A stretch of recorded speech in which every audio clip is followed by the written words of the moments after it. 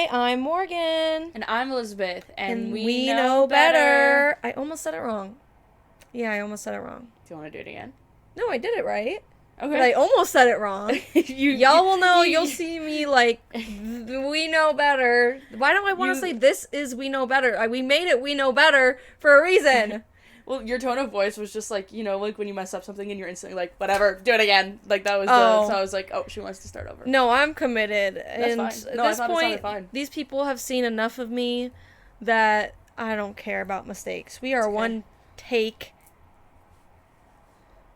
People? Girls? Yeah, I was going to try and come up with some alliteration there. That would have been cool, but I'm not that smart either. It's okay. My we know better also was like not, like my cadence was like depressed. Like your voice inflection went up and I was like, we know better, and you were like, we're better, and I was like, shit. You guys, it's been 7 podcast episodes, which is 14 weeks. That's kind of crazy. Wait, is that right? 7 podcast episodes, 14 weeks. Yeah, because they're bi-weekly. Well, I guess maybe 13 because we're not after the week. Whatever. You guys get the point. How many months? No, last time was 3 months. April. So we're a little over 3 months now. 6 would have been 3 months. 6 divided by 2 is 3. Yes. 6 episodes, 2 per month. 3 months. Yeah, roughly, but we started April 6th or something like that, and it's only June. You guys don't give a fuck. You guys are like, we've been here the entire time watching, like, who cares? Who cares? Sorry. I was just thinking about the math a bit. I've been thinking about but the math, when it comes... You've been thinking about math a lot? Yeah, I've been doing a lot of math in my head today because we had parts come in, and let's say we put parts on... I make heart implants. Let's say we put 20 on the pilot line. Pilot line is just, like, the line of that is going to add all the parts together to make the full part. It's the manufacturing line. Sorry. I was losing the word. Yeah. So along that line, you're going to lose a certain number of parts that are just going to be put together wrong, fall apart, break, etc., etc., etc. So we got in all the parts for a study that's coming up that I'm in charge of, and I had to literally go into the project room and count out devices because they don't tell you when they ship them from Galway, Ireland, how many they're shipping, how many actually passed. They tell you how many were created. And how many, so the box will say 5 parts. You open it, 2 are slashed through and say damaged. So I've been doing a lot of quick math in my head is what I'm saying, because I'll say, okay, gotcha. 5, 2, and then 9, and then et cetera, et cetera. That's what I mean when I say I've been thinking about math a lot today. Sure. Or as of late. Yeah, hell no. When I have to do math, I pretty much am all exclusively working in Excel, so I make the computer do the math for me. Because I'm not into that. Actually, that's a lie. I really do like math, like basic math. Like, in my free time, I play math-adjacent games on my phone. I wouldn't say I like math, but I would say I'm really good at it. I mean, my whole job is just applied physics and math. Right. Except, in studying engineering at Penn State for biomedical engineering, which is my degree, and most engineerings in general, we weren't required. I think the only one that requires it is civil, because with civil engineering or industrial, it's pretty much guaranteed you're going to be working in some sort of factory where you're with parts of some sort, or civil, some buildings where you're, or roads. So biomedical engineering, we didn't take a single stats class. Nothing required. When I say my job in terms of the actual applied technical skills, right, 80% of it's statistics. So I am teaching myself statistics as I go. Fun. I wonder, well, no, I was gonna say you should just enroll in a statistics course, but that's also me being actually I do think statistics is kind of fun. But when I took it, but that was also when I was younger. Well, it's just smarter. Because I'm in charge of now gathering the data and then also processing it. It's I have a data set, and if I want to tell how, it's just understanding, reading the data and knowing what information I want out of it, to then what statistical analysis I need to do. And since I don't know any of them, the program that we do it in, though, you can kind of guess, you can press, I don't know, and then say, I have a nominal and I have an exploratory, and I want to know statistically, is the data similar or is there a big difference? And that's a 2-wave t-test. Yeah. And it'll spit that out, do the 2-wave t-test. Yeah. Which I only know now by name because I've done so many of them. Yeah, valid. Which is helpful. No, that is helpful. But even sometimes, like, I don't even know what I want. You know what I mean? Yeah. I'm like, I have data. What do the other engineers want from me? I honestly feel like I went into engineering because I am really good at math and science. With science, I understand concepts really well, which means I do really well on tests because, like, it's all memorization in a way. Yeah. If I can understand from the get-go the process of how your body uptakes neurons, not neurons, how your synapses, transfer information on a general sense. Right. The smaller pieces make sense to me, so I don't have to study all that hard for it. Right. But I think I'm horrible for engineering because I am not good at just deciding what I should do myself. I wish I had a job where it was like, you do this, you are expected to do X, Y, Z. That is not how my job works at all. My job is, you have to figure out this problem by this date, and you need to provide evidence for your hypothesis and your solution. Yeah. And you can do anything in that expanse. You have to, using your scientific and physics knowledge, figure out what the solution is, and I am horrible with that. Right. Yeah, I don't think you're necessarily alone in that. I think it's, like, kind of they pay the positions higher most of the time based on how much decision making has to go into it. How much, like, you have to actually use your decision making skills versus following XYZ. I don't think that's just for engineering. I think that's true for pretty much all fields. I guess just the nature of my whole department is research and development. It's like Right. We are all, even if, like, my task is like a small baby in the bigger picture and I'm not making those bigger picture decisions, it's still expected that I'm going to just understand or come up with why something could happen with the implant. Try not to be specific because I can't really talk about it. Because I just don't, my brain is just like, my mentors have been really good. They put me on, like, the right path and such, but sometimes I get so frustrated because I'll do one thing for, like, 5 days and my deadline's approaching and then I realize I'm completely wrong and I should have done it another way, and the only way I could have known that is if I just understood the physics or the math better from the get-go, or have just done more exploratory work in general. Sure. There's just, like, no one could have told me otherwise, basically. Right, right. I don't like that my job does not have a structure. Yes.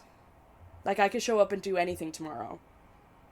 That's kind of funny when you say that you would quit your job to do, like, social media if it were right, when arguably that has even less structure. Yeah, but I don't have to worry about, at the end of the day, I didn't figure out why the device wasn't conforming to this value and why I was conforming to the X value. Because That's I don't fair have enough. to do any math or science. That's what I'm stressed about. You know what I mean? You don't like that part of it. If I had right. my boss and he said, run this test, today I'm running this test and I'm writing up this thing, and because of this reason. It's like I have to invent the reasons why I'm doing things. So if my reasoning is wrong, then I'm doing the wrong things, and that happens a lot of the time. Okay, sure. So, like, I wish I could go to a job where it's like I knew I was signing on and I was dealing with, I had to enter, like, go onto this Excel today to do this data and et cetera, et cetera. Sure. It's, like, all to my own discretion. Yeah. And, like, now I'm nearing the end of the project, so I know what I'm doing, and, like, I know how to split up the time. It's not, I guess, sorry, I'm just burping because I ate. The openness isn't necessarily, like, the structure. I'm not lacking structures, and, like, I need my time to be allotted. I just need to have steps in what I'm doing. Sure. If that makes sense. I think I can see what you're saying, yes. Because I'm pretty good at time management in the sense of I will never be late to a deadline. Right. I'm a great procrastinator, but I always get it done. I don't know if my literal philosophy, this was all of school and now at my job, I literally only do what I absolutely have to do in the time that I have to do it. So let's say in school, let's say I had a project due in 2 months. I'm not fucking picking that shit up until I think the very last day I could start and get it done with a good sufficient amount of time and not overworking any day. I, like, plan it out in my brain. So I'm like, this needs to be done on this day. Yes. And, like, with my work now, it's, let's say I have 40 hours of lab work that needs to be done over 3 weeks. I will literally be like, okay, and I'm going to do this test on this day. And let's say I have 3 hours left of work and I could technically start another test. I won't because I don't have to. And that's, like, how I operate in terms of work. I do what I have to and nothing more. So I'll never be an outstanding worker. Well, and you're not getting paid to be. You're getting paid to do your job. Right. Like, it's outstanding worker only gets you so far. So, Yep. yeah, that's how I feel about that. Yeah. Sometimes I feel guilty about how I operate in the corporate space because a lot of my coworkers are 30 and above. They make you feel guilty. Like, that's the point. A lot of my coworkers are men, and a lot of them are, like, 30 and above. And so, like, they've been doing this 9-to-5 thing for, like, a long time. Mm-hmm. Well, now we're 8-to-5 during the summer. But, they've been doing it a long time, and they will literally, like, maximize, like, do as much work as possible in that time, and even stay later if they are like, oh, I should grind. Like, they grind, like, for lack of a better word. And I just, like, don't. And I don't want to, nor do I care to. Like, they'll be like, oh, I got here early because I wanted to get a jump on this. And I'm like, okay. And that will never happen for me. Unless I have to actually be in the lab because someone else is going to be in the lab, and they're expecting me early. That's never going to happen for me. Right. And it makes me feel guilty. Or if, like, I finish the things I plan to do that day early, I'll leave. But then all these men just stay this 9-to-5 every day. But I'm like, guys, we are on salary. Like, if what I'm done for the day is done, I'm not going to just sit here and twiddle my thumbs at my desk or start something that I was planning to do tomorrow. Like, I just won't. Yeah. But then I feel bad because I'm like, well, I'm not that level of dedicated. But I'm like, corporate America is already sucking my soul. Like, it's fine. It is. Like, they were probably taught by their peers growing up, or, like, in the field, that you do have to give your soul to your company, and that you do have to put your work above all else. It's very much a generational thing. I don't know if you know this, but I did a research project on differences between generations in the workplace. And that was kind of one of the focal points, was like, is Gen Z really, like, what are the difference between Gen Z in the workplace versus other generations? And I think not just my study, but other people's studies as well, is that Gen Z just is valuing that work-life balance more.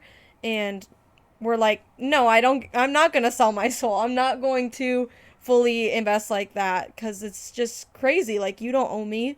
And I also think for our generation, there's no benefit to doing it. Like, yeah. It doesn't matter if I work 8 hours today, or if I leave an hour early and I work 7 hours. Mm-hmm. At the end of the day, in this economy, I'm still not going to fucking be able to afford a house. Well, especially as salaried, it's like, you're not even going to get overtime, you're not going to get none of that. It really doesn't make any difference at all. I just think that in general, Gen Z is not inclined to work as hard / doesn't want to work, because there is no... Well, I guess that's not true. People are wanting jobs all the time, because in this economy, you need to make money, absolutely. But I think the worth ethic is so much weaker now, because we aren't guaranteed that we're ever going to be able to afford a house or afford, if you compare, like, my parents, their house is worth $3 million. They, when they bought it, only had to put $8,000 down. Right. And the rest was a loan. And their house in total was about, I think, $150K. Right. I was like, $150K would buy me, like, a what's it called? A studio apartment, if I was going to buy it. Yeah. My parents have a 3-floor house on the lake in Connecticut, with a backyard, and with multiple bedrooms, and a two-door garage. Mm-hmm. I was like, and then my dad's like, you should be really investing and thinking about getting a house the way I did. And I was like, fuck you, Jeff. Fuck you. Fuck you. You only had to put down $8,000. And he was like, I worked for years so I can afford my house. And I don't doubt that. But I could work for years and I'm still not going to be able to, you know what I mean? Yes. Yep. It all and also, that's for me saying, and I'm saying that, and I think I am privileged in the sense when I was set up to have a very successful life. Mm-hmm. You know what I mean? Like, I got to go to college. I immediately got hired. I didn't struggle with that. I'm in a job that pays relatively high on the scale. You know, my starting salary was in 80K. You know, and I have really good benefits, etc., etc., etc. Like, I am set up for success. Mm-hmm. My job is great, And at the same time, that's what I think the frustration for our generation comes from, because even the people who are being set up for success, we're still not reaching these points. You know what I mean? Yes. So then if you look at someone, and this is me in the ideal position, so anyone else who's not in that ideal position is immediately also extremely fucked over. Right. The only people who are thriving right now who have parents that are paying or can pay or can contribute generational wealth to then keep that going. Mm-hmm. Or extreme debt. Right. Which is just frustrating. Yeah. And also makes me mad. Like, I do not like when my parents try to give me advice about life in any capacity. Because I'm always like, you literally do not understand. Like, when Jeff will be like, you need to understand how you're saving your money, and like XYZ, you should buy a house at this age and put this much down. And I was like, Jeff, that's literally never gonna work. Your plan does not work. Or my mom, when I was struggling in college, I got a C on my first ever math course in college in engineering, and my dad was like, so you're on drugs and you're crazy, you're a disappointment. He almost died during my finals freshman year. His heart went into heart failure, and when I got home, and they didn't let me come home to see him, and when I got home and he was out of the hospital, he sat me down to yell at me about my C, and he was like, I don't understand, I would have died, and I would have died disappointed in you because you got a C, because I passed. Geez, Jeff. How do your parents have access to your grades like that? I told them. Oh. I was not telling my parents I was getting C's or whatever. I didn't have a choice. At the end of every single school year of my entire life, you have to print out your report card / print out your grades, and if you didn't have all A's, to give it to them? One B, yeah. And if you had one B, then they would shut down the Wi-Fi for the year. For the summer. Or another equivalent punishment if when we got older, and you needed to know where we were or something like that. But the idea was the basis punishment was the Wi-Fi was shut down for the summer for both of us. Mm-hmm. Or something equivalent to that. Sure. Which never became a problem until I was in college for me. But became a problem with V. So, I didn't really have a choice. Not saying it was the right thing to do, because I don't think it was. But. Yeah. Interesting choice. Jeff and, why am I forgetting your mom's name? Lillian. Yes. Yeah. I'll say it. That's an interesting choice. I think there's better ways to motivate your kids to do better in school. Well, the thing was, my parents were never motivating me. All they ever cared about was that I was good at school, which really fucked with my perception of myself, because I felt like a robot. Because it was like, you press the right buttons or do the right programming, and then the parents are happy, do anything else, and then they're not happy, but then you're suppressing everything about yourself that's like a personality to do those things. It was horrible. Which is why I'm so great at suppressing my emotions, but it's also horrible. Because you can only do it for so long. Right. And that's why, until I started going to therapy, it was like, I feel nothing, and then I feel everything all at once, and it becomes an issue. But, yeah. I literally, there's like, in 8th grade, the unaccess to Google Drive, man. Like, I was writing crazy documents in Google Drive that any one of my teachers could have seen, but, like, they didn't think to check at that time, because we were, like, the first in 6th grade, we were the first generation to ever have computers. So all of middle school, they were not checking what we were doing on anything. It didn't really become, like, people are checking until I got to high school. Anyway, I would write crazy shit. Like, I would just be writing, being like, I feel like a robot, and nothing matters, and I literally want to smash my head open on the ground, lol. And just, like, be, like, ranting in my Google Docs, using it as, like, a journal, basically. But be writing crazy shit. And then I read that back, and I'm, like, crazy that a 13-year-old was saying these things. Yeah. See, all mine, my perfectionism was very much self-induced. My parents, I guess my parents never punished me because I never got bad grades until I was like, I got like one bad grade when I was a junior in high school, and I punished myself more than they ever did that. And that goes over everything. I was rarely bad because I was scared of getting punished, but I never was actually punished. My sister did not ever get punished. My sister was never held to the same standard as I was because she refused to listen to them.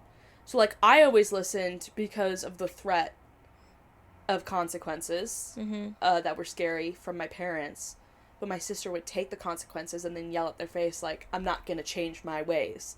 Fuck you, you're wrong. And so they just stopped imposing those things on her, but kept imposing them on me, and I always thought it was unfair. Like, for example, like, I got that 1C in college, so I wasn't even living with them anymore, I wasn't even in high school anymore, and then they were yelling at me, and I was like, B gets consistent C's. And not that that's a bad thing. My sister was a fine student. She's a very successful person. Right. But I was like, you don't do this to her, you don't sit her down and ask her if she's on drugs. So frustrating. Well, that's because it didn't work on her, but it would work on you.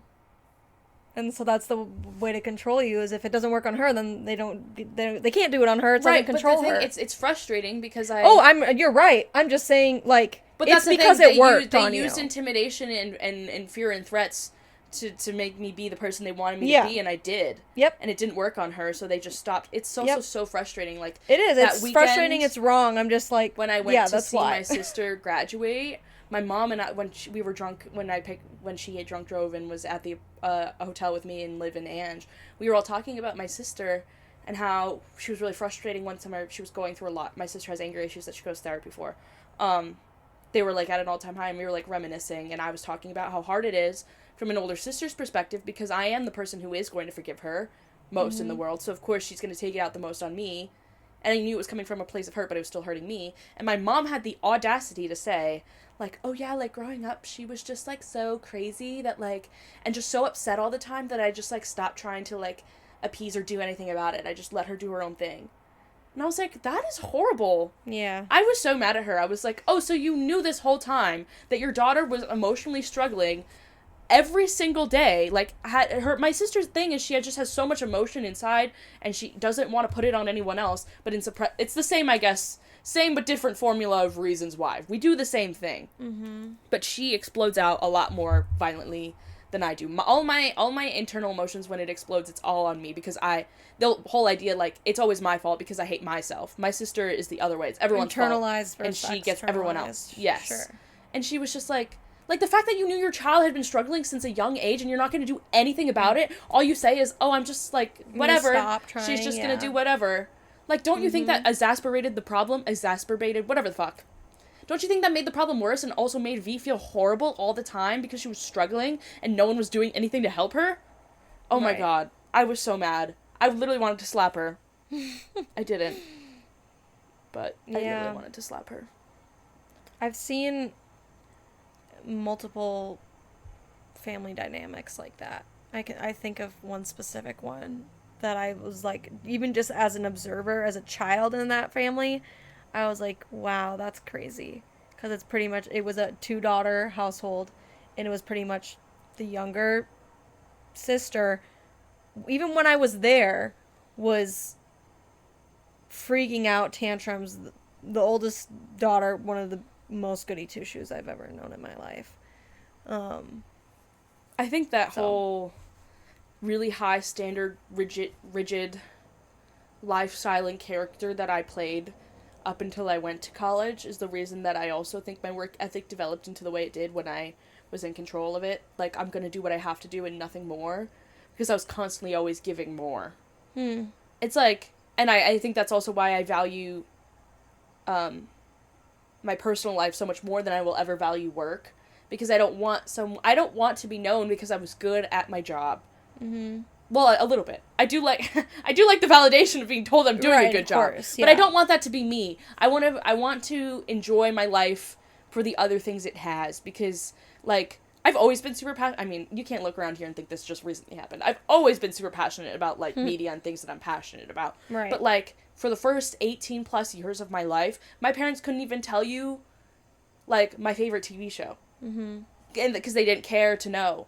Right. And that, like, hurt me so bad. I mean, they did, the only exception to that is they did know I liked One Direction in 5 Seconds of Summer, but that's because I made it everybody's I was gonna say, problem. that's because there was no way to not to know. Right. Right, but there would even be, like, Christmas is such a fragile time to me, as we've already talked about, but there would be some Christmases, which I know, like, some people don't get any gifts, so I know this is a little bit privileged when I say this, but it's like, I would open things, and it was like, you don't even know me, like, at all.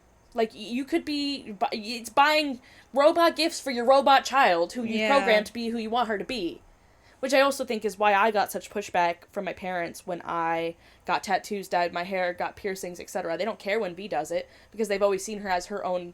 She has a personality. For me, I've always been the mold that they wanted me to be. And when I started to break out of that, they got angry. And also, I think a lot of all of that from my childhood is the reason that I mean, if you have Crohn's disease or like a genetic disorder, you're born with it. But the thing is, a lot of people, or a chunk of people who have Crohn's disease will never ever have a flare-up ever in their life. Mm-hmm. So they will never know they have it. Right. But a lot of women find out in their 20s because of, one, the stressful and emotional circumstances of being a woman in your 20s. Sure. And two, the more you've suppressed your emotions or tamped down or felt really strong turmoil internally, or high stress levels for a prolonged period of time in your childhood, the higher likely that if you have the more likely you are to develop an autoimmune disorder in terms of, like, it showing, right? Because in my opinion, some people will say stressful situations can cause an autoimmune disorder to form, but in my opinion, the science, if it's genetically predisposed, wouldn't I already be having it? You know? Yeah. That's how my brain thinks. But it's the way you find out is because you trigger an episode of some sort. And those are triggered by high stress. Right, right. It's just, it makes me even more upset because I'm dealing with all these health issues now. And it's like, wow, it's almost like, it's like I'm paying for the shit that I already had to live through again. Like, I can't just be a free person. No, I have to be a free person who is extremely disabled and in a lot of pain all the time because my body was so stressed out that now it can't stop compulsively attacking itself. Right. Very frustrating. Sorry. Definitely. No, I get what you're saying. Well, I guess I don't. I empathize with what you're saying. I can't get it because I'm not in the same situation. But, yeah, I don't think you're alone with that. And stress does not in just, it's a, like, biological thing. It's not just in humans, it's in pets too, or, you know, all animals. Your stress manifests in physical health problems. They're just so interlinked, and like you said, not saying that like it causes a genetic disease, but it does like aggravate it, or things of that nature, just because your mental health really is, I mean, it's your health, it's really intertwined with your physical health is too. You can't acknowledge one without the other. So yeah, I agree.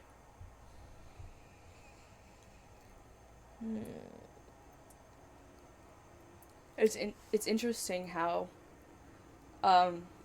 like we were in, just like how there's always gay people back in the day, but now we just talk about it more in a sense. Like, mental health has always been a struggle, I'm sure, like 100%. Right. But it's interesting that the conversation and it being such a forefront in culture happened when we were in middle school, because there's such like an interesting disconnect between us and like older generations. Yes. As well as us and younger generations who, I don't know, maybe middle school kids now are still romanticizing mental health. But I don't know. I don't know a lot of middle schoolers, unfortunately. Yeah, teachers out there, are your kids writing stories about how they want to die? Like, I don't know. I wish I had, like, a little bit more, like, consciousness back then, because, like, why was I like, submitted, like, an essay, and it was literally, like, I want to kill myself because my parents are so horrible, but, like, story format. Mm-hmm. And then, of course, I got sent to the guidance counselor, and I was so surprised. I was like, why are they doing this? Like, girl, you just submitted the most fucking mandated, needing to be reported essay ever. Yeah. And it was just because I thought it was so edgy. Like, it was so Tumblr 2014. But it was like, girl, like, this is concerning. Like, you can't be doing this. Right. Didn't give a fuck. Didn't think anything of it. Yeah, I think it's a canon event. Not that specific situation, but, like... Right. Yeah, there's a lot of... Like, we were like, oh, you form...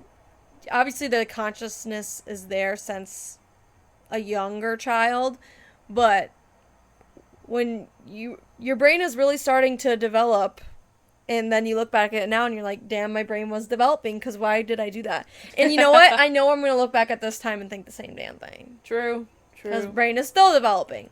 So I know I'm going to be freaking 10 years forward looking back on this podcast like, Well, even, like, in terms of, like, I think we both experienced this, in terms of dating and relationships and men, I look back to who I was at 19 and 20, which is not even that long ago. I mean, I guess 19 is more adjacent to 18, and I'm nothing like that, but, like, even, 20, 21, 22, I even look back at how I viewed those things, and I'm like, what the fuck? Like, why was I so delusional? I was so, male attention centered. Men were the center of my life. I've discentered men so much at this point. It's, like, crazy to look back, and also to look at, other people in my life who haven't to the degree that I have. Because I don't really think I'm friends with anybody who's very, conforming to society's, portrayal of women. I really don't. But I do think that I'm significantly farther away from it than a lot of people I know. It's even crazy, and I'm not even meaning in a judgment way, but just crazy in, like, a how we think way, like, me versus someone else, or me versus past me from not even that long ago. It's like, why was I why? It's so confusing. Or just even trying to empathize with someone and being like, I just can't understand why you're saying these things, or, like, why you think this way. And not even because I think it's a bad thing, it's just because I'm so far removed from it. Right. Like, I'm so far, sorry, I didn't mean to cut. No, you're Keep good. Talking.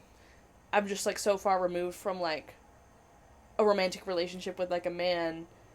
I just, like, can't even, when someone talks about, I, like, went on a date with this man, I'm like, ugh. But it's like, why is my first reaction? Like, that's giving very lesbian of you. Why would you say that? No.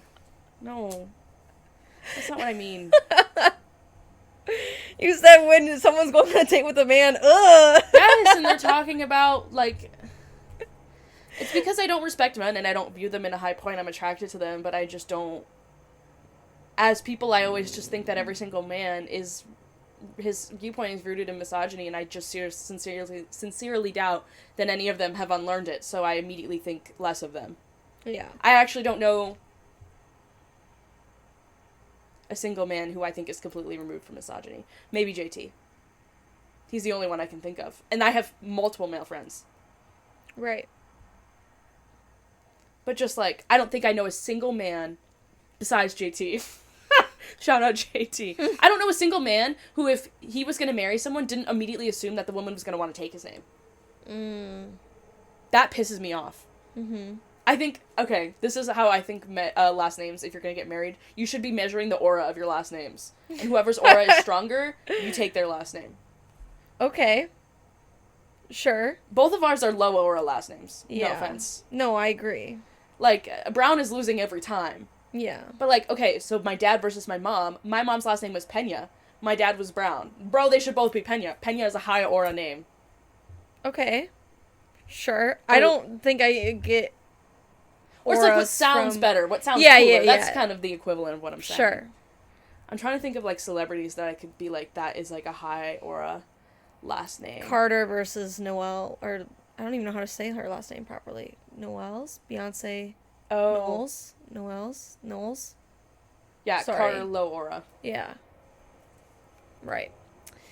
Trying to think of other celebrities. Styles is high aura. Yeah. What a cool last name. Tomlinson, Louis Tomlinson. I think other things could beat it, but it's better than mine. That's fair. Erin always says she wants to marry someone with the last name Wayne because she's obsessed with Batman. And she's like, because we've had this conversation before, and she's very against, she doesn't want to give away her last name. She thinks that she at least is owed a conversation about it, but she's pretty much, her stance is like, I want to keep my last name, because it's part of her identity, and she fears losing her identity to a marriage, especially with a man. Yeah. But she was like, but if his last name is Wayne, then signed, sealed, delivered. And I kind of agree. I think Wayne goes hard, but also because I know Batman. Yeah. I haven't really thought about it at all. I mean, there's something to be said, though, about I'm in a family of 4 girls, and so I think one of us should keep the name, at least. I don't know my sister's views on it, if they would want to keep their names or not. So, even though it is a low aura name, it's like, I do feel an attachment to most of my family, and, like, my family name. So you're saying you would, if you got married, would want to keep your last name, or at least consider it? Consider it. I don't know, like, is that... Something's wrong with me sometimes, I feel like. I don't think about it. It's not on my radar because I'm not getting married anytime soon. I think that's fair. The only reason I thought about it is because of the, in conversations talking about common misogyny. I just don't, like, even as a kid, I didn't really ever plan my wedding. Like, I would think about it sometimes, but I never, like, planned it like I know a lot of women do. And I just don't think about those things, even as a kid. I didn't plan my wedding as a kid either. I have aspects that I see in other things where I'm well, I want to have that for myself. Sure, okay. Like the Twilight wedding. Right. Not a Twilight-themed wedding. The wedding they have in Twilight. I saw that and I said, that is what I want. Mm-hmm. It wasn't really something I invented in my head. I saw Twilight and I said, that is what I want. Yeah. Or I heard, I want to if I ever get married, walk down to Leia's theme song in Star Wars. But that's because I heard her theme while watching Star Wars and I said, that is perfect. And I'm going to steal that for my own purposes. But those are the only two things I've ever thought about. When I was in middle school, I wanted to get married in... Well, I guess I did think about it then in middle school. Mm-hmm. Because I really wanted to get married in either dark red or a black dress. And I would, like, save them on Pinterest. And I look back on it now and I'm like, I don't know about all that. I think the black dress is valid. But, like, those red dresses were... Like, all of the dresses, just looking back, were ugly as fuck. Sure. A horrible sense of style back then. But it was... Yes. But it was a thing at the time. You know what's going to come back? I think in 5 years, like, that 2010 era is going to come back, unfortunately, and I will be scared. Like, all of it. Yeah. Like, I don't even know how to describe it. Y'all know what you mean. It's going to come back. I'm calling it now. Like the millennial-ass wedding vibe. Do you ever see those memes on TikTok? Where the song's like, we are young, and they show my millennial wedding. And it's, with the teal, bridesmaid dresses and, feathers and stuff. Is that what you're referring to, or just, the vibe? And probably. I meant more, not just out in weddings in general. I meant, style, period. Yeah. Yeah. But the thing is, I just liked ugly, goth styles. But, they were the vibe at the time, you're right. It was just a goth variation of what was famous. Sure. Or, what clothing was popular, I guess. Right, right. I still don't think I would want to get married in white. But not even...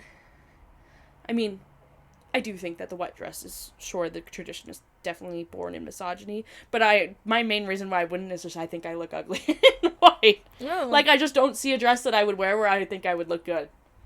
Fair enough. Just do not. Compared to it, and even comparing it to how I look in black, yeah, no, black's gonna win every time. Right, right. I didn't even wear a white dress for my graduation. Mm-hmm. Because I thought it looked ugly. Fair enough. Period. Not that anyone else looked ugly. I wore pants and a flowery corset top, and I just thought I tried multiple dresses, and I was like, these are all ugly on me. Yeah. So I don't even want to do it. So. Fair enough. Would you, theoretical, your partner, boy or girl, doesn't matter, they want to get married in, a colored suit. Would you push back on that? What would your reaction be? So if this was a female, they'd also be wearing a suit? Yeah. Depends on the color. If it's a really ugly color I don't like, then I would be anti it. Well, are there colors that you wouldn't mind? Yeah, if it was more a neutral color, I don't think I would mind. I'm thinking a bright color suit is what I'm thinking. If I can make it the accent color of the wedding, I would probably do it. I could do a bright purple. I could do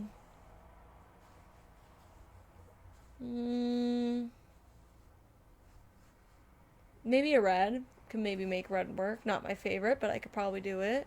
Well, I think your openness is great already. So I think it's again because I don't really have a plan. So it's sure, fuck it. I don't care. Actually helps me if you have a hard line, then I'm like, okay, cool, one less thing I have to make a decision on. I think if I ever got married, I would be really excited about choosing all the things, but I don't think I have a concept in my head. I already know I'm going to be stressed the fuck out, but I also won't be able to let go of the control. Yeah, that's fair. That's the story of my fucking life. I think I also, because it's about me, I would need to have control over every aspect, and I think it would be hard reins, like, I'm probably going to be a little bit of a bridezilla in the sense of, like, I want it this way. Yeah. But I think it's also just because I'm very I want it to be about me. I don't want it to be... Yeah. But that's the thing. That's why I can't ever imagine marrying anyone. Because I can't imagine them being like, well, I don't want this. And then me being like, well, it's my fucking wedding! And I want what I want! Like, everything's going to be what I want. It's like, well, girl, you can't marry anyone then, because that is not compromise. Right. Yeah. I'm going to pull a Sue Sylvester from Glee, and I'm going to marry myself. Well, you just need to find someone that... Doesn't care. Yeah. Oh no, we're not beating the allegations again. No. Yeah. I get overwhelmed with making design choices. That's why I struggle to decorate a home. I don't find any enjoyment from games where you have to do some sort of design element.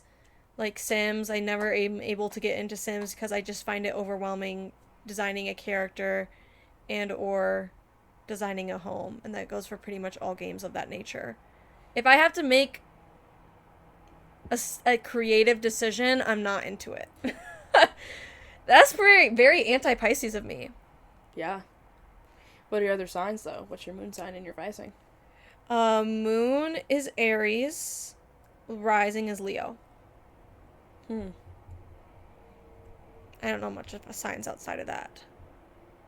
You guys in the comments tell me what that means. That's so funny that we matched on Tinder and you are Leo rising and there's literally, I have never felt attraction for any single human being on earth that didn't have Leo in their big three. Like, actually, every single time. Nick was an August Leo. Parker was an August Leo. Whoa, name drop. What the hell? My entire... Bleep that! Guys, I don't know a guy named Parker. Please don't put my name in association with him. I can't do it again. Oh my gosh. P names as well. Love that. Mm-hmm.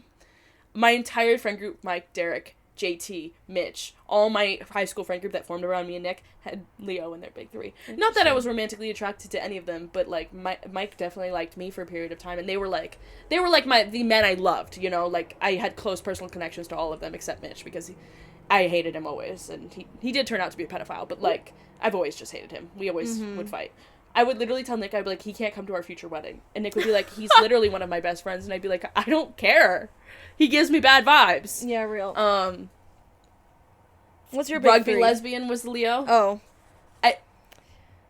Amelia's Leo.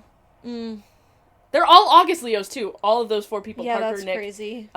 Matt's the rugby lesbian, and Amelia. And that's like my past. Well, that's funny as mine of like majority Pisces. Really? Mm-hmm. I'm also a Pisces. We're both Pisces. My moon is a Taurus, and my rising is Virgo. Sense. Oh, both of those make sense. How so? When I think of horoscopes, because I'm not good at them, or astrology, I should say, I just think of people who have things. that, and so I think of Drew Aflalo and Brittany Broski, because both of them are great. Virgo and Taurus. I have a ton of astrology books, so I used to know a lot, but I can't lie, it was like a trend in my hobbies, so like a lot of it's left my brain. But Ange is a Virgo rising, and I think that's why we connect so well, despite the fact that she's an Aries. Well, also, I've only had best friends who are Aries growing up as well. Like, Aaron, my freshman year roommate's an Aries. Ange is an Aries. I guess it was those two. Maybe I'm just lying. Maybe I'm just looking for friends. Because, Liv is a Scorpio. Liv is the first Scorpio I've ever known besides Derek was a Scorpio sun. But they're nothing alike. Do you have any signs that you have, like, vendettas against? Or do you just think negatively of? Pisces men. Yeah, that seems pretty common. Yep. As I kind of described.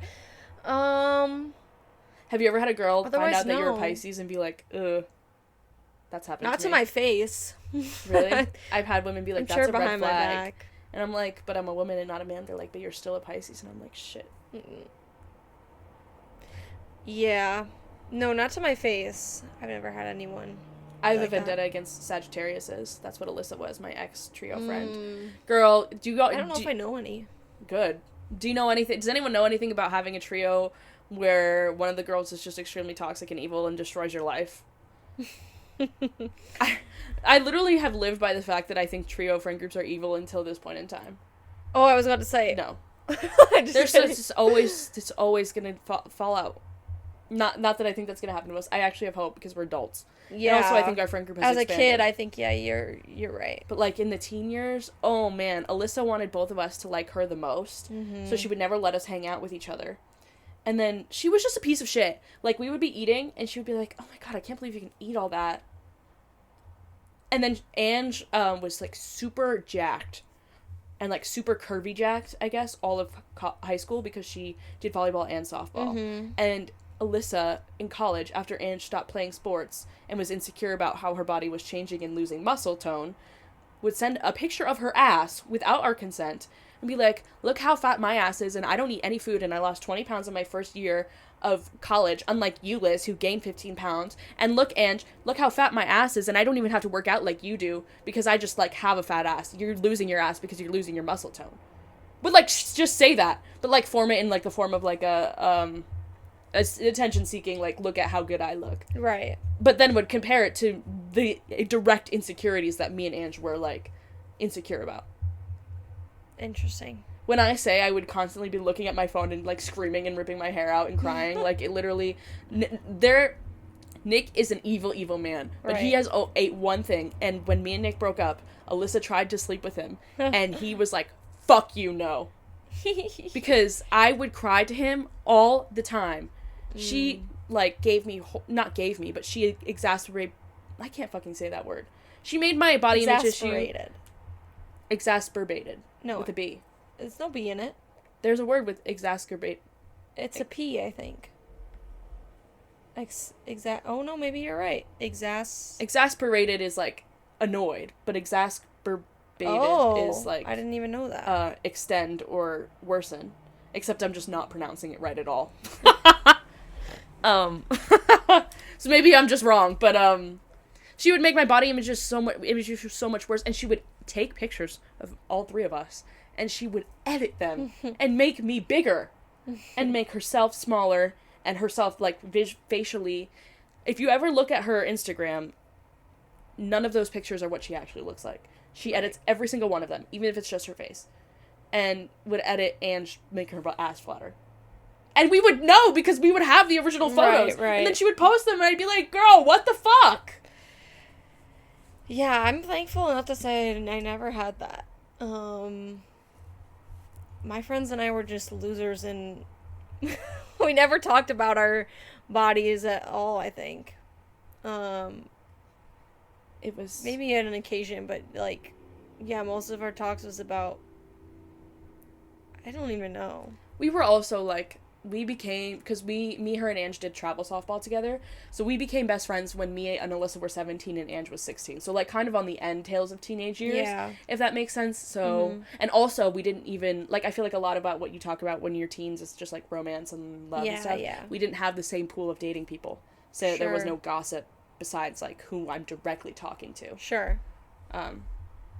She was also the other woman for this man, 2 of his girlfriends. And he cheated on 2 different girlfriends with her. And she thought that they were going to end up together. And me and Andrew would be like, girl, what are you doing? Oh my god. I could shit on her for forever. I really could. And I don't even feel bad about it. Like, I just hate her so much. I truly do. I have a lot of hate in my heart. It took Ange a while to, like, find the fire to, like, cut her out. It took Ange getting in a car accident where the other person died. And the next week... after Ange had broken her, like, foot and her ankle. The next week, Alyssa calling her, being like, I'm so sad, can you drive and pick me up?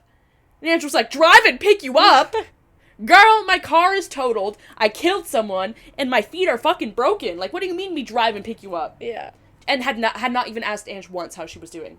Yeah. Meanwhile, I was offering Ange, I said, I'll drive an hour out to where you are at your mom's house, I'll bring food, do your parents need anything, do you need anything? Ange, a lot after that situation, really just wanted to be alone and be comforted by her mom, etc., etc. Yeah. Totally fine. But I was checking in on her. The first thing she heard from Melissa, oh, can you pick me up? I'm really sad. Yeah. Oh my god. Classic narcissist, unfortunately. And she would always tell me, she would be like, I would try to talk about Nick, because I was in love with him for a period of time, yes, unfortunately. And I'd be like, oh, like, I want to talk about this, or I'd want to talk about something about, like, sex, and, like, meanwhile, it would be different if we never talked about anything to do with sex and, like, that was an uncomfortable or, like, a cross boundary, you know what I mean? Yeah. Where, like, that's not okay. She would talk about hooking up with these people all the time, and that's fine.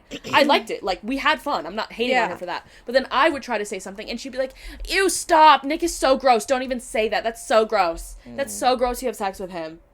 And then she tried to fuck him afterwards. Oh my god. I will never get over that. Like, what the fuck you mean, bitch? You wanted my boyfriend the whole time. She would hate on me and tell me how ugly he was and how I'm like, and she wanted to steal him the whole time. And there were times when Ange, like, the four of us were, like, kind of a friend group, the same way that I had my friend group in Nick's friends. Sure. And Ange would pull me aside and be like, they're kind of being weird and, like, touching each other. And I would be like, no.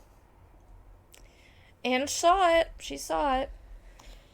Yeah, we should probably move on to our advice. Okay. Do you want to go first? I can go for first. I don't know why I was saying it like that. I can go first. Okay, so someone asked, at what age is it acceptable to still have your nipple piercings in? And my answer is, there is no limit. Yeah. The limit does not exist. I agree. I picked this one because I saw a TikTok the other day too that was like, someone convinced me not to get a tramp stamp. And so the, like, the comments were like, do it. Think of it when, well, a lot of them were do it. But the others were like, think about when you're old and, like, a mom. And I'm like, and yeah, what about it? And like, what? yes! And it'd be like, so, yeah, think about when you're old and a mom and, you got a hot-ass tramp stamp. Like, what? Yeah, what? Like, what? So I feel the way, like, baddie age never dies. Yeah, I You do agree. get older, and I think there's something beautiful about getting older.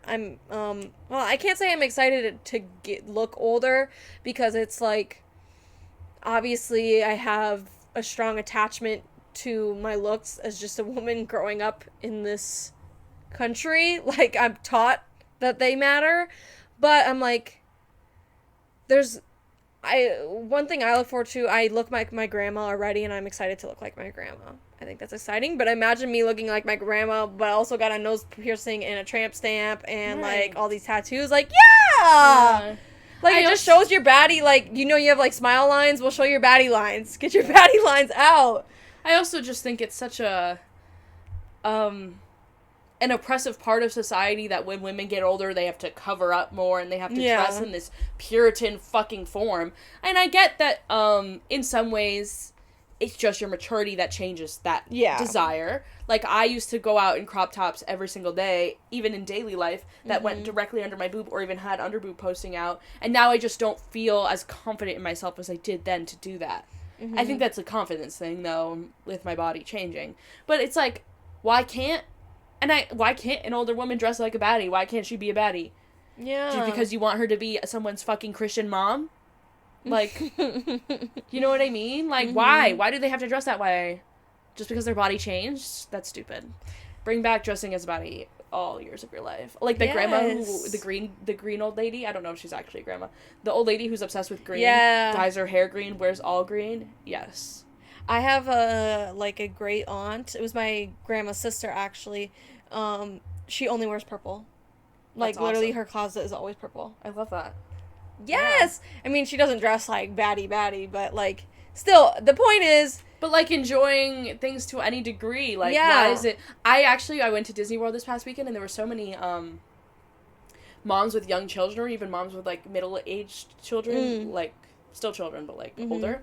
And they had dyed hair, they had piercings, or they had tattoos, Aww. and I was like, yes! And you all look hot as fuck! Yes. And they would be standing next to the ugliest men I've ever seen, and I'd be like, what the fuck? But regardless, it's like, why do you have to lose that part of yourself, you know what I mean? And not even dyed hair necessarily in, like, they were all or goth. A good amount were, but just, like, baddies who wanted to have some pink hair. And it's like, to me, that looks natural. I don't, like, and I loved it. I think that's great. Yeah, there is no age. You wear those nipple piercings till they fall out. Till you don't want them anymore. Yes. Yeah. My advice is, what is your biggest ick? Which is not advice, I guess. Well, I guess maybe there are some suitors out there that want to know and want to avoid. Which, well, actually, I'll say, because I'm not going to say the advice question on the pod, because my mom watches this. But you know who you are if you submitted that advice, and I'll say, fucking grow a pair of balls and slide in my DMs if you want to know the answer to some questions. Like, this is advice. That wasn't advice. That was a question. And grow a pair of balls and slide in the DMs if you really want to know. That's all I'll say. The internet will... Yeah. We'll have to, like, assume what... Or, like, get the vibe of what was asked. But, yeah. I think my biggest ick... I'll do a broad term because I have a lot of icks, especially regarding men. But I think that's just because on a base level I have a lower respect for them than women.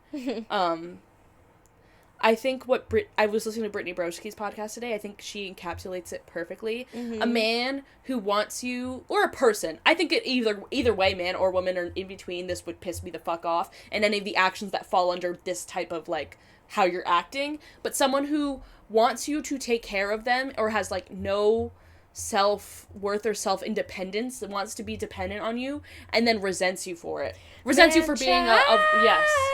Like, if you want me to be the breadwinner, or you want me to be the, like, or you want to date a successful and confident woman, but then you're gonna get mad at her for being successful and confident and independent and doing what the fuck she wants to do, any behavior under that is an ick to me. Yeah, I agree with that one. Like... And it honestly goes for women, too. I'm not going to seek out, or I won't seriously consider dating someone unless they're in the same life stage as me right now. And to me, that means has a job that can support themselves, has their own place. I guess the own place is not necessarily... true. I would probably maybe date someone with roommates, maybe. But I mean, I still stand by, like, being independent adults. Yeah. And that goes for both men and women for me, just me personally, because I've been in a lot of relationships in the past where that life stage is not matched, and I can feel the power dynamic. And it's not even in the sense of, like, oh, they have, like, it's me being the one more independent and I having, like, more power than you in a way. Or, like, I'm in a financially better place. I have a steady job. Like, it's just two different life stages. I just can't do it, and I just can't do it. We need to be in the same page for that. Yeah. It's the only way that life makes sense anymore. I think for me, I agree, but I think I more so lean on the, emotional maturity stage match in terms of, like, taking care of someone. Like, I can't have you be needing my validation all the time. Not that I don't think validation is important, because I think we all do sometimes. Yeah. But needing me to constantly tell you, you're not a bad person, baby. Right. Like, you're good, like, all this stuff. And then you're gonna get mad at me when I don't feel the same fucking way. I don't need someone to tell me that I am funny. I know I'm fucking funny. I'm the funniest person I fucking know. And if you're gonna be mad that I think I'm funny, then fuck you. You know what I mean? Right. And also just the emotional dependence. I can't be your only outlet for emotional connection. Yeah. Because I just can't handle that all-consumingness of it. Right. Yep, totally agree. Because then that's where that resentment piece comes in, I think. Like, you're wanting to text me 24/7, or you're wanting to be with me 24/7. I'm like, oh, I'm going to go out with my friends. Mm-hmm. And you're like, well, now I'm alone and I'm sad. Well, then fucking find other friends. Yeah, like, exactly. And I know I'm generalizing, but... I mean, just, like, but the thing is, like, I can't be your only person, because then you're eventually going to resent me when I have a life outside of you. Yes. You have to match me there. I need someone that has their own life, for sure. Yes. Because I love my own life. So, like, I think that's one of my biggest fears with, like seriously dating again is all my past ones have been me giving up my life in a way, and I don't want to do that at all. So you need to be able to have your own life, and I have a majority of mine, and I just make room for you in it. Yep. and I choose to do that, and you choose to do that for me, but you don't make me consume your life, and you don't consume mine. It's a balance. I think our close friend has a really good balance with her long-term partner. Yeah. Like, I admire that, honestly, because I never feel like she's giving too much one way or another. Like, I don't feel that, like, because I feel like a lot of, in teenage years, I got the complaint a lot, you spend all your time with Nick, you never want to hang out with us. And I think there was also a level of us not understanding that there needs to be a balance, and my friends also wanting all of me. But I've been on both sides of it, you know what I mean? Right. And it is annoying. Or, like, with when I was frustrated at the beginning of the year with my sister and her new girlfriend, where my sister's, like, consumed 24/7 and not giving me anything. Like, I think there needs to be a balance, and I think our friend is a really, really great example, honestly. Like, I look up to that. But I need that. Like, I can't be consumed. Yeah. What else? Is there any other icks? I used to have so many, but, like, it really was just the fact that I did not fuck with my boyfriend at the time. Like, I hated when Nick wanted to slow dance with me. I thought that was embarrassing. I never wanted to bring him to concerts. I thought him dancing around and singing was embarrassing. Like, I just didn't. I think these are all icks, though, that were born from the fact that I did not like him. Yes, I would probably agree with that. You know what I mean? I think that baby talking is an ick, as someone who did do it really bad in my first relationship. Yeah. Canon event, I fear, because same. I would agree.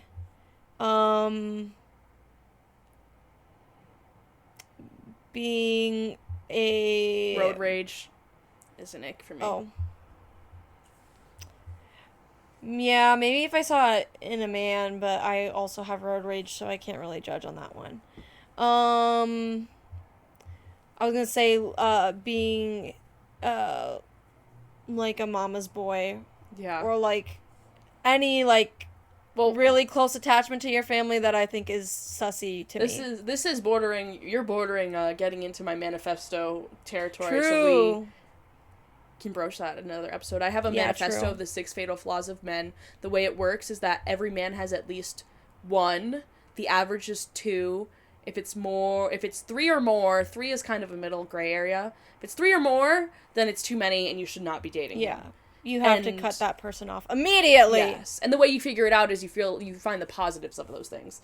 He has XYZ good things, so that means that's also a good way to figure out what's wrong with a man. If you know he's tall and you know he is good in bed, then you know that he has a weird relationship with his mom, or he's an idiot, or he doesn't respect women. Because even if... No man can be all. And every man has at least 1. Even the best of them. Because allegedly there's best of them out there. They have at least 1, and that's okay. Like, everyone's got flaws. But yeah, it's like once you get to the 3 up, that's bad.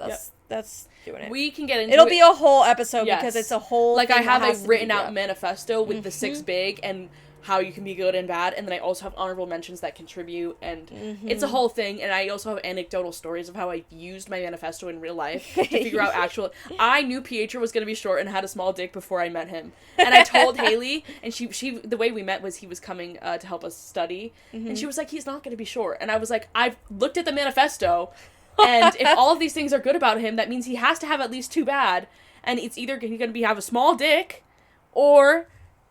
But this is before I knew more about him, because he actually ended up being an asshole. But I didn't think so at the time. I literally looked at her and I said, he has to have at least 1 flaw, and there's 2 left. So he either has a small dick, or he's short. And not even a minute later, he opens the door, 5'5", and I looked, she burst out laughing as soon as he walked in. So I was like, I fucking told you, and guess what? He had a small dick too! I am never wrong. We will get into the manifesto, but it is foolproof. Yeah. We stand by that. I'm not sure. Maybe icks can be covered in a future episode too, just as a topic idea when we have a little bit more idea to think about some of them, but that I think the big ones is, I think we both agree on that, like the emotional dependency or things like that.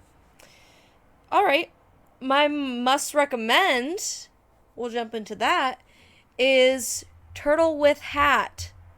They're YouTubers.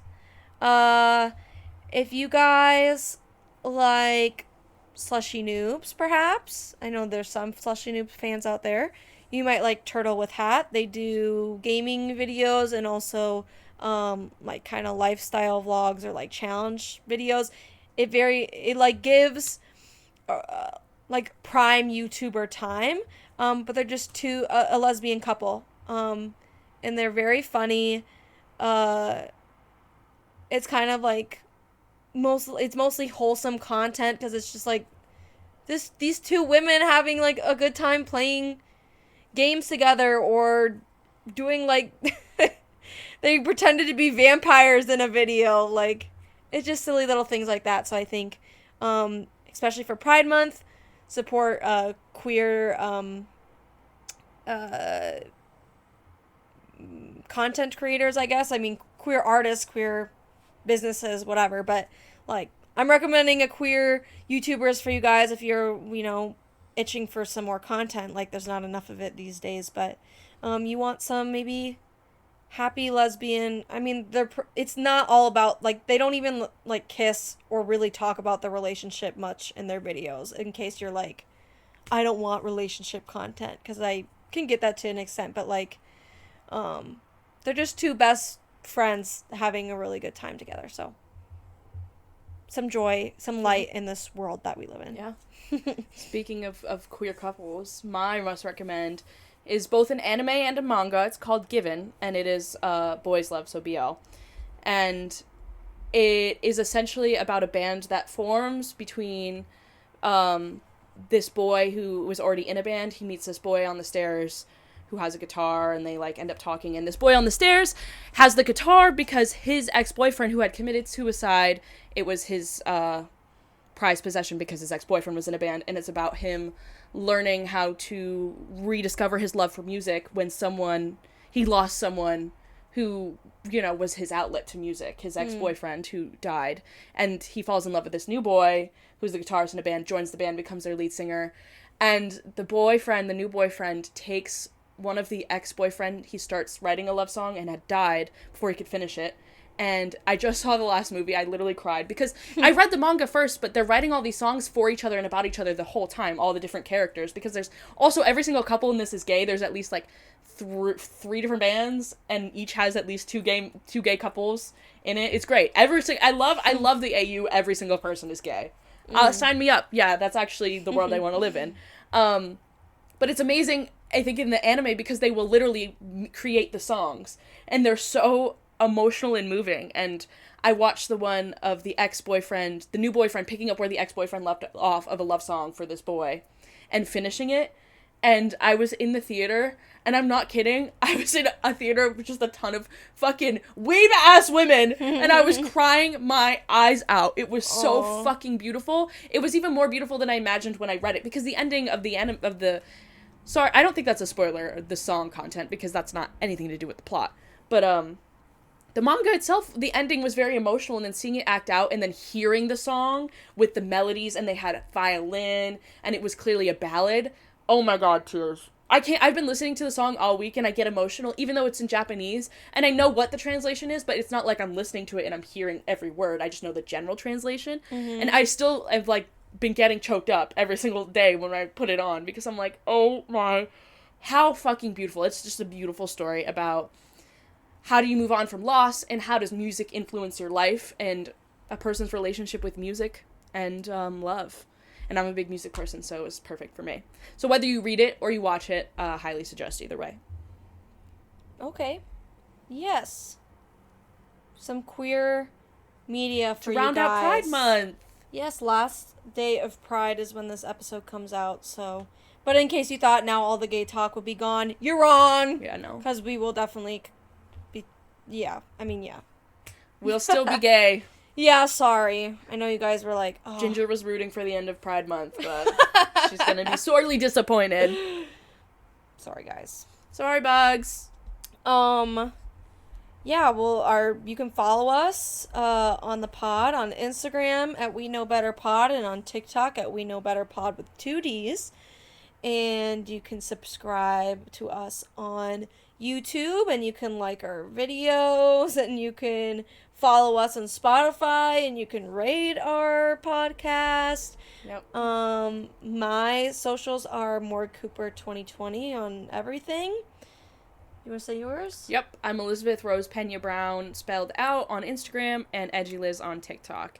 And hey, if you want to engage with this video, why don't you comment down below a man and list some things about him, and I can tell you, either good or bad, and I can tell you what the good thing you're missing is or what the bad thing you're missing is based on the manifesto, and then maybe we can get into it later. Or maybe if you don't want it all to be, like, publicly on a comment, our advice link will be in the bio of this episode, so you can drop it in there too. Yeah. That's fine. Yeah, my manifesto never fails, so. Yeah, in case you're curious, but okay, see you in 2 weeks, guys. Yep. Bye.